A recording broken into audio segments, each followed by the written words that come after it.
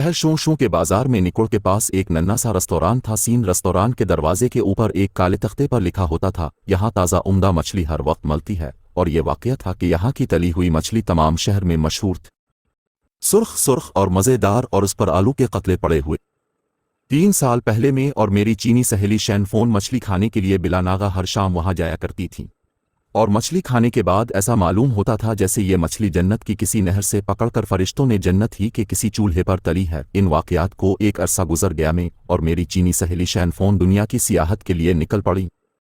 पिछले दिनों इत्तेफाक से हमारा जहाज़ शहर शों के साहिल से अलगा तो शैनफोन ने अपन नन्ही नन्ही आंखें मस्कुल चीर की खुशी के लहजे में मुझसे कहा, रूही रूही चिल्लू बाजार जाकर अपने पुराने रेस्तोरां से मचेल। मुझे इसकी राय बहुत पसंद आई। मैं जहाज़ की 24 सीढ़ियों से नीचे कूद पड़ी और हम दोनों बाजार की तरफ रवाना हो गईं।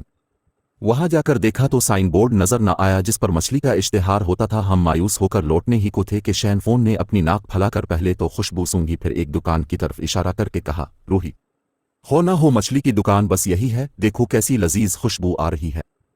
मैंने नज़र अलिफाटे कर देखा तो दुकान पर एक सादा काला तख्ता लगा हुआ था, मगर इस पर ना दुकान का नाम था ना मछली का अशातार, सिर्फ सादा तख्ता लगा हुआ था। लेकिन मछली की खुशबू सूंघकर इस दुकान में घुसना ही पड़ा। अंदर जाकर देखा तो हमारी आंखें खुल गईं। बैसीसों आदमी छोटी छोटी मेज़ों पर बैठे मज़े से तली हुई मछली और आलू के कतले आड़ा रहे थे। सबके मुंह मछली से और आंखें खुशी से लबरेज थीं।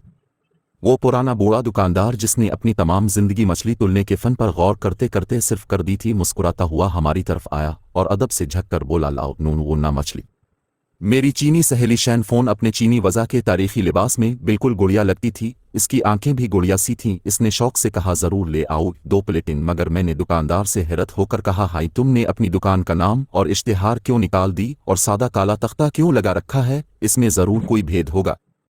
वो एक बूढ़ी जिन की तरह हंस पड़ा, बोला, हुजूर अब दोनों गर्म गर्म मछली की प्लेटों के आगे बैठ जाएं, फिर मैं अपनी कहानी सुनो। उन्नून गुन्नागा चीनफोन ने फौराए चतवरपन के अंदाज में अपनी छुरी और कांटा उठा लिया और मुंह में मछली का एक टुकड़ा रखकर बोली, अब तो।